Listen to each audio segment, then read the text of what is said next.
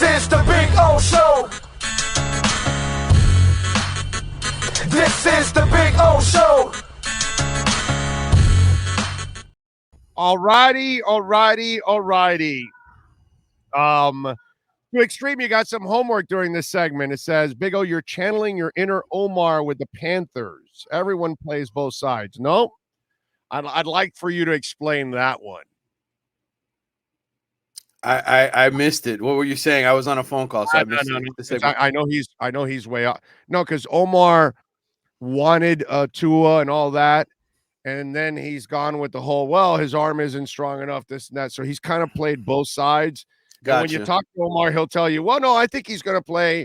But then he'll say, well, no, he doesn't have a strong enough arm and this and that. And so he plays both sides, whereas I've never played both sides. I said, hey, the Panthers are really good. And then throughout the playoffs, I said, well, they're not that good. They're kitty cats. I thought they were good. And now I think I went from I thought they were pretty damn good to the way you played. You're not that good anymore. I'm not playing both sides. I went from one side to the other, not playing both sides. Okay. At no point have I said Barkov and Huberdeau are now franchise players anymore. In my eyes, they're no longer franchise players because neither one of them have got los cojones that you need. You know, they need to watch Jimmy Butler. See, the problem with the Heat is they don't have another Batman or Robin. Right. You either must make Jimmy Robin or you must be his Robin to his Batman.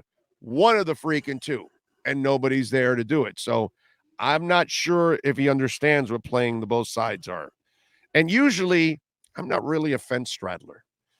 I either go one way or I go the other, and then that's it. It's not either or, actually, but you know, that's kind of me. It is what it is. Gino DeMare, before we get into anything on the football side, the accomplishment in itself. Can you elaborate on that? Because lately there hasn't been this kind of success that he's had the last couple of years. Yeah, I mean, listen, I think it's been well documented that Miami's tuition, right, isn't cheap. It's one of the more expensive private schools in the country to attend. And if you play baseball, we all know there's not enough scholarships to go around for everybody. This isn't football where you get 85 scholarships. You have to split. Is it 13 now? I forget what the number is, but 13 full scholarships, I think it is, or 13 point something, 13. Whatever it is. Yeah.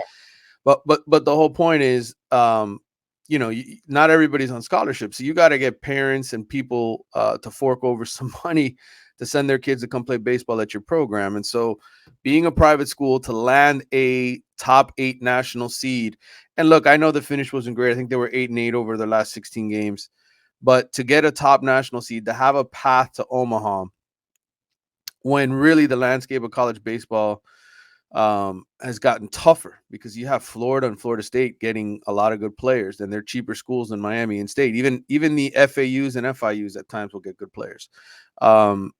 Just the fact that the landscape has changed so much and it's more challenging these days is an accomplishment. So kudos to Gino to getting that done. He got, you know, a nice indoor hitting facility constructed with Bascom Palmer and all kinds of people putting in money for that.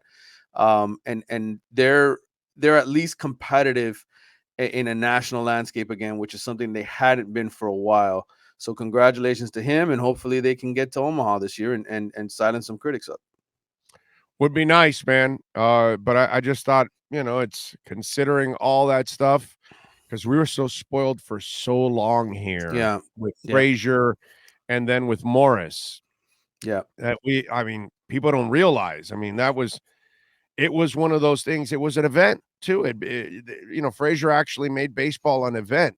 And that in itself was impressive as hell. And obviously, even when you go now to a game, it's a great experience to go down to that ballpark, man. It's probably still the best value in town, actually, when it comes bang for your buck, right? Yeah, I mean, certainly the best baseball team, best baseball program. I mean, these guys are from where you're sitting, right? And it's a nice little tight venue. The facilities are nice. They got the great milkshakes that everybody shows up for, right? I know I do whenever I go down there. I'm grabbing one of those Mark Light shakes. So yeah, I think for college baseball, for it to still be in the position that it's in, with how much the landscape in this sport has changed and how much more expensive tuition is at Miami than it was 10, 15, 20 years ago. Yes, it's an accomplishment. And, you know, again, these baseball players, there's only so much talent every single year. And when Florida started to get really, really good, where they were making the tournament every single year and even getting to Omaha and winning a championship, um, that made things tougher on Miami because they're the cheaper school to go to. Like I said, on our conversation last week, you know, these schools down here, the high schools down here, we have great high school baseball teams, but those parents, they can't afford that Miami tuition, man. It's cheaper to go to Florida, it just is. And you can get some dollars to help in financial aid to help out as well. So um, I just think it's a good accomplishment for the baseball team, and hopefully, again, it's not going to be easy. They've been inconsistent their last 16 games, but they've got a good enough team in terms of a lineup, batting wise, that if they get hot, they can get to Omaha. I hope so, man. That would be cool. You wrote a story about Alonzo Highsmith taking over. Yeah. Talk to us a little bit about don't give up the whole story, but give us a Yeah. couple of nuggets from the story on your impressions on him, because man, there's a lot of that feeling around like he really wanted this badly. He wanted to be back at the U. Yeah, I think, the one thing you got to remember is, and this was kind of the lead to my story, is that this guy spent, 23, 25 years living out of his suitcase, right? As a scout, going from college town to games to all the time evaluating. And, he hasn't been living in Miami since he played here. He was living in Houston for a while. He was out in Seattle, Green Bay for many, many years, all over the place. And, so, this is an opportunity now for him at age 57 to come home and work for the team that he obviously loves more than any other that he's worked for at the University of Miami, and to use everything he's learned and all of his connections in this sport to help the program that he loves more than anything else. And so, the one thing I took away from our conversation, we talked maybe for about half an hour on Friday, is that, he's learned so much from so many wise people. I mean, being around Ron Wolf for all those years up in Green Bay, who obviously built a Super Bowl champion up there, being around some of the scouts that he mentioned, guys that aren't household names, but if you're into pro football, I'm sure you've heard of these guys, and how much he just learned from being around them in terms of evaluating talent. Jimmy Johnson, even his coach at Miami. The things he learned from him, and the way that he's going to be able to help pass this down to the players he's around at Miami, and then to the coaches, and to Mario, to be a sounding board for Mario.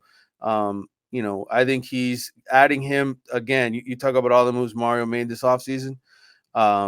This is just getting another really smart, well-connected football guy in the building that would have been there in 2020 had Manny Diaz and some other people around the program been ready to do it. I think Alonzo was ready to do it then, but ultimately the timing was now. All right. So, when you look at coaching now and front office, is he done?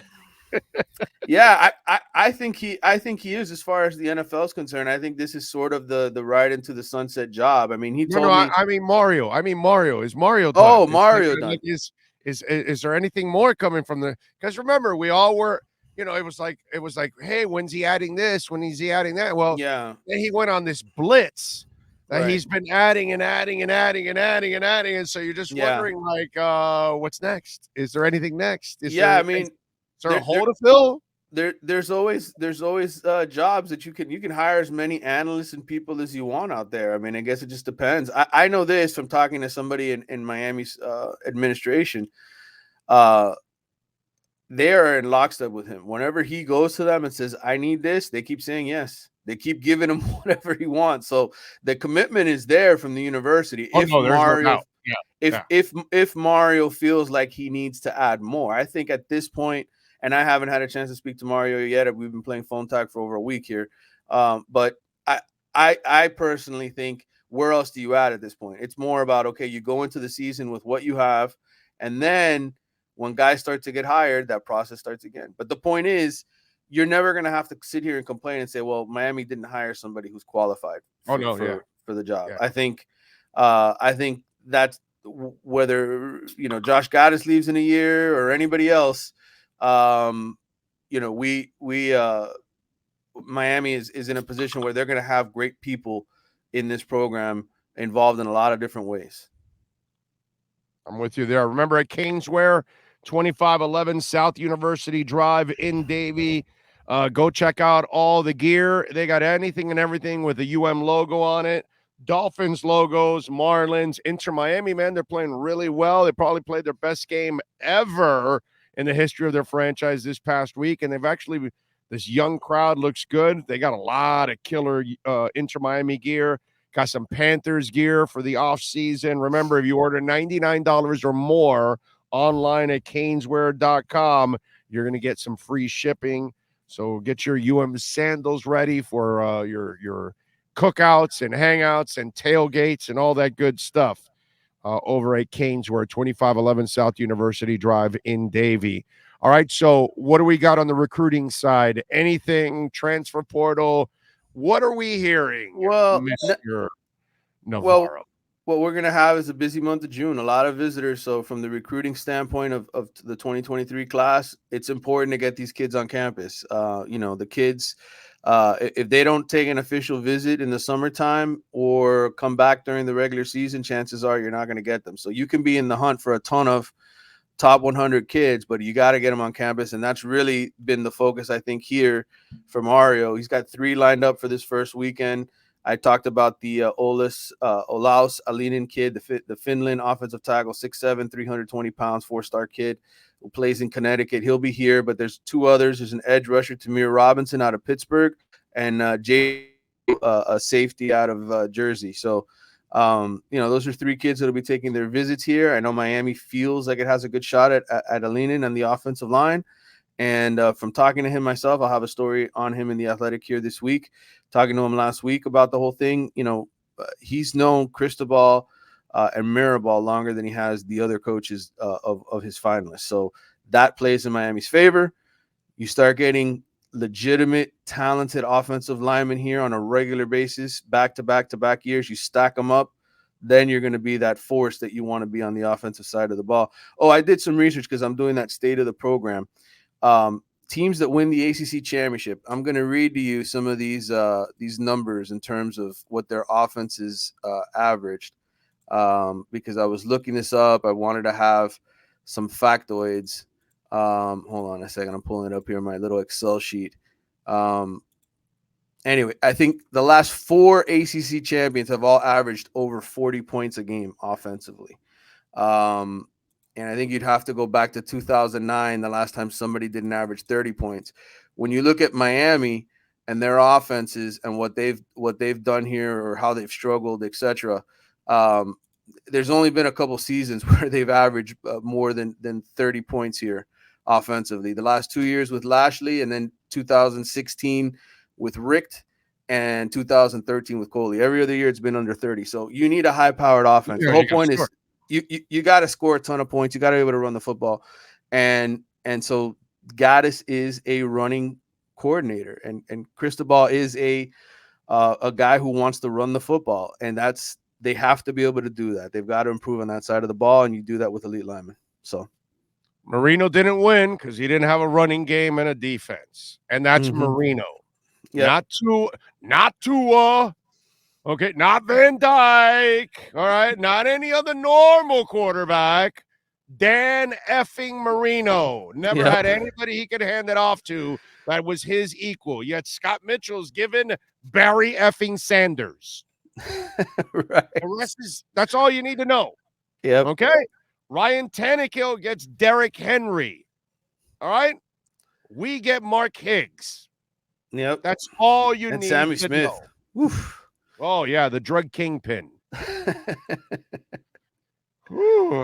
He straightened out his life at least, finally. Well, I mean, if you're smart, 10, 15 years of jail, you learn your lesson. Not that everybody does, but maybe he did. Looks like he did.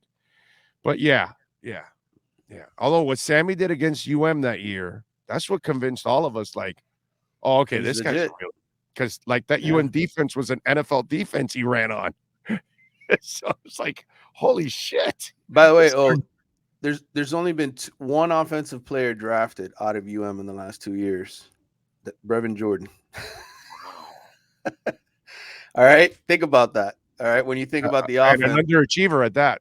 yes, one guy out of this offense drafted in the last 2 years.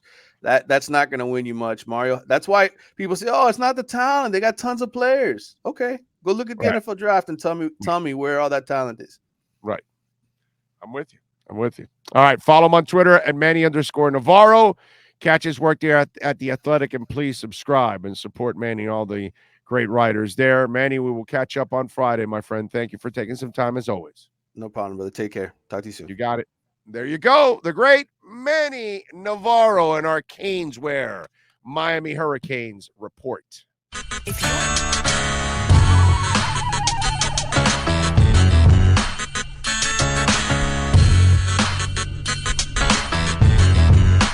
This is the Big O Show. This is the